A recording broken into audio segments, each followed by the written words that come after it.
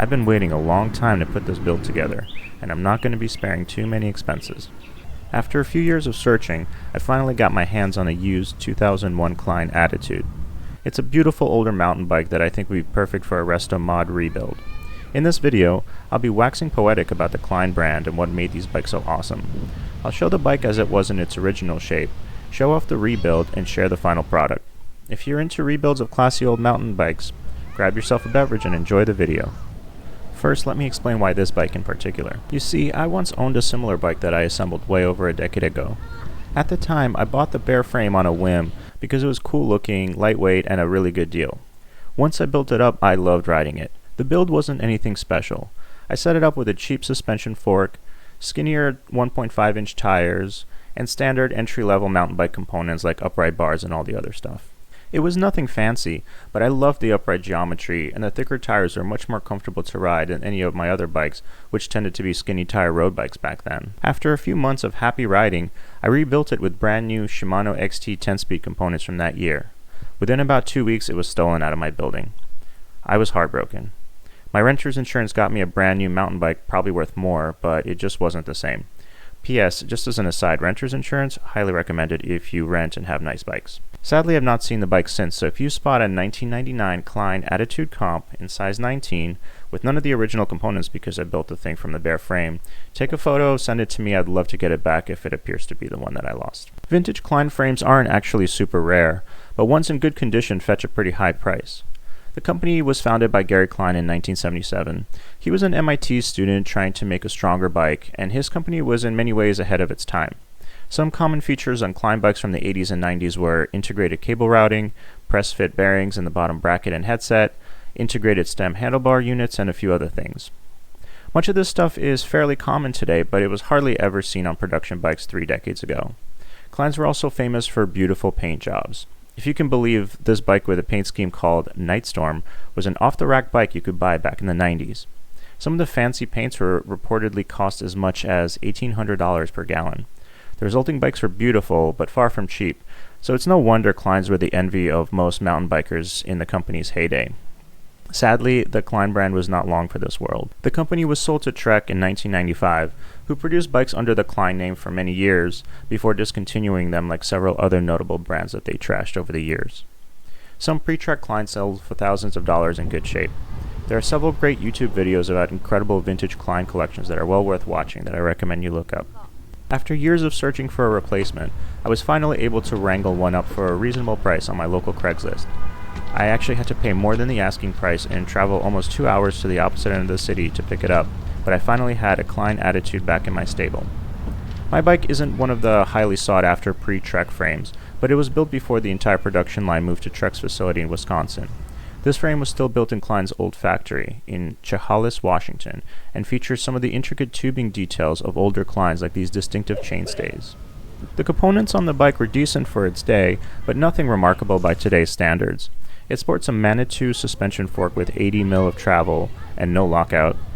The wheels are Rolf satellites with this funky spoking pattern. The drivetrain components were mostly Shimano Dior LX 9-speed with a smattering of Trek's house brand Bontrager parts all around.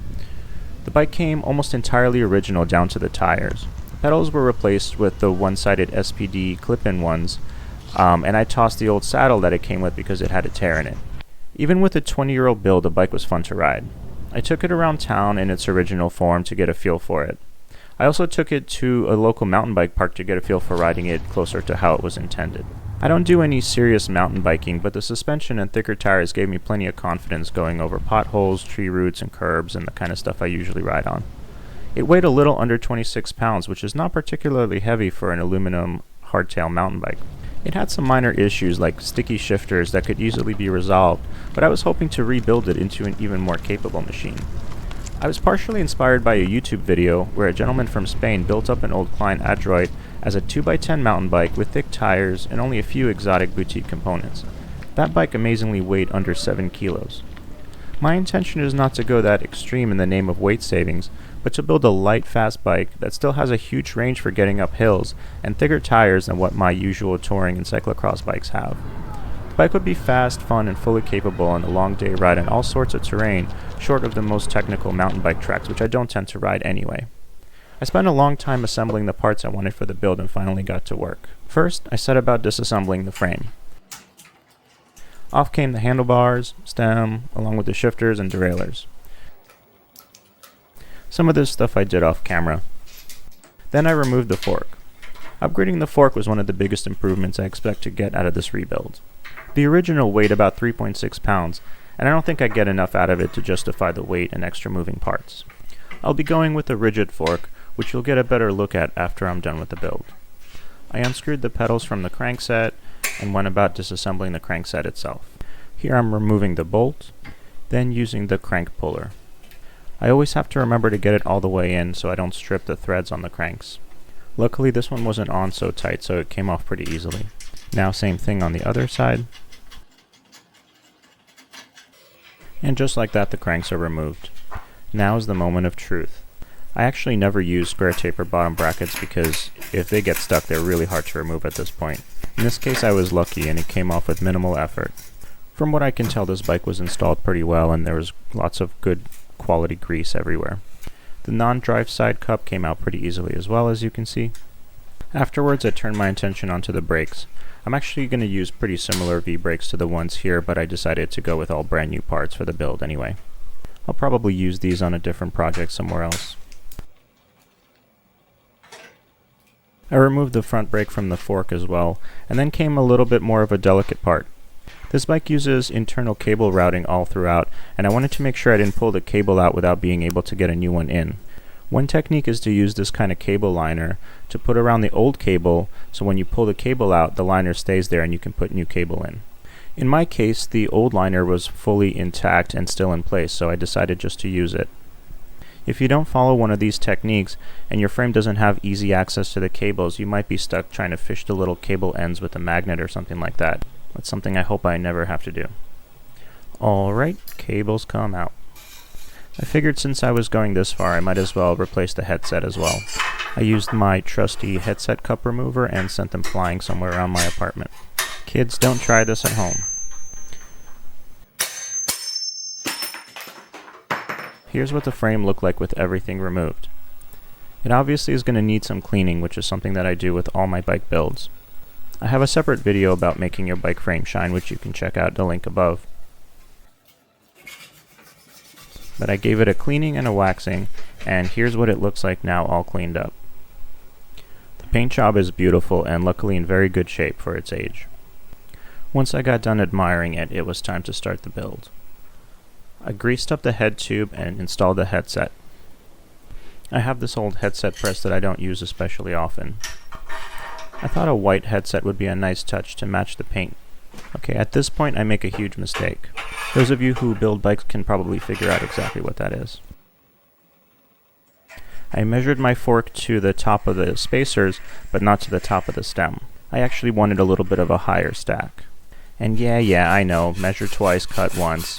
I think I was a little distracted with the filming. Anyway, the cut fork still fit, it was just a little bit lower than what I would have wanted. I still have one small spacer on there, and then I put on this stem and tightened up the headset. I installed these flat aluminum handlebars and added the shifters and brake levers. Next it was time to install the brakes. I went with some Shimano V brakes, which I really like the stopping power of them. They're super light and easy to adjust, and frankly I'm just not really much of a fan of disc brakes, you can say. I tightened down the bolts and then did the same thing to the ones on the front. I installed a brand new bottom bracket and tightened the cups on both sides.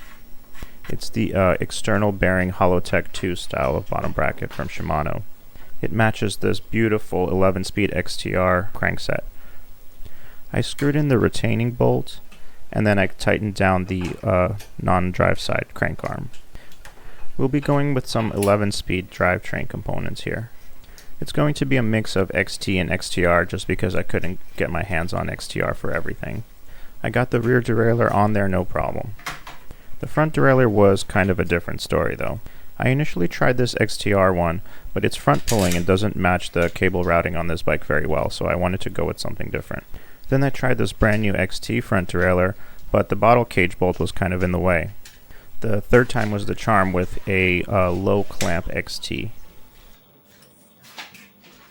Next it was time to get the chain in there. and it took a little bit of effort to connect the pin. Okay, now good to go. Next it was time to connect all the cables. The liner on the internal housing worked exactly as it was supposed to. I got everything connected and tightened, and then it was time to work on the indexing. With these high-end mountain bike components, it was pretty effortless to get it to index correctly. Listen to those satisfying clicks. I already set up the wheels and tires off camera. I connected the front and rear brake cables. The same pedals were reattached. And after a few more finishing touches, the bike was basically finished. Before getting it out of the stand, I weighed it.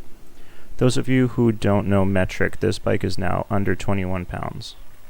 That's with pedals, saddle, and everything else. Not the lightest bike in the world, but a huge improvement over where we started. And now, without further ado, the final reveal. I think it turned out rather nicely. The fork I chose was this carbon exotic one from Carbon Cycles. It is suspension corrected, meaning it will preserve more or less the same geometry that the bike had with the suspension fork. I think it fits this build and the type of riding I plan to do very well. The wheels are Mavic X717s, which are just a little nicer than the original Rolfs, which I considered reusing. The tires are ones I've never heard of before until noticing them at the Bike Jumble. They are advertised as 295 grams per tire, which is impressively light at this 26 by 1.8 size. They are not the thickest, but light, supple, and very fast rolling. As I mentioned during the build, this bike sports a Shimano 11-speed build with mostly XT or XTR components. I think this generation of XTR is maybe the most beautiful group set ever made. I mean, there were some gorgeous Campagnolo groups in the 80s, but they didn't have this gear range. I've got a double on here with 34 24 tooth chainrings and a nice and wide 11 to 42 tooth cassette in the rear. That should be more than enough range on hillier rides. I matched the white headset with this neat old school white seat post. It's just barely long enough for where I need it, but I really like the way it looks and rides. The brakes are basic Shimano V brakes. I don't think there's a lot of difference or performance or weight savings with the more expensive fancier ones. This frame has old school Hayes style disc mount, and I own the adapter which would allow me to run regular modern disc brakes on it. I don't think mechanical disc brakes are really worth the upgrade, and hydraulics are too much effort to set up and maintain. I get plenty of stopping power out of these, so I'll probably leave them. Upgrading the brake shoes to cool stops may be a good idea, but I find they work well the way they are. The pedals were left the same. I also put on a short Thompson stem and a specialized saddle. That's pretty much it for the build, at least for the first iteration. So far, I've only done a tiny bit of cruising around local parks, so I'm still evaluating what I like and dislike about it. I'm going to ride it around a lot more before making any major changes. That said, I do have a few ideas I'm considering. I would like to one day set the tires up tubeless. The rims and tires aren't currently tubeless compatible, and I'm not a big fan of ghetto tubeless setups. I'm on the hunt for one of those fancy tubeless and also rim brake wheel sets from about 20 years ago, like Mavic Cross Ride. These could be a little elusive, but I hope to snag one day. I'm enjoying these tires for now, but I might go a little bit thicker even if I don't go tubeless. I'm also strongly considering changing the stem to something more upright, since the fork is cut a little short, and I'd like to ride a little more upright for comfort over longer distances. I haven't ridden this saddle much, so if it doesn't feel great, I might upgrade that as well. So far, the bike feels and rides really nice. It's much lighter and plenty responsive. It feels much more of a climber than it did in the original shape, and the pogo stick-like effect from the fork is gone. Now, I know this kind of build isn't for everyone. Some prefer a more faithful restoration to how the bike was intended, but I think I'll get a lot more miles out of it in this form. Let me know what you think, and thanks for watching.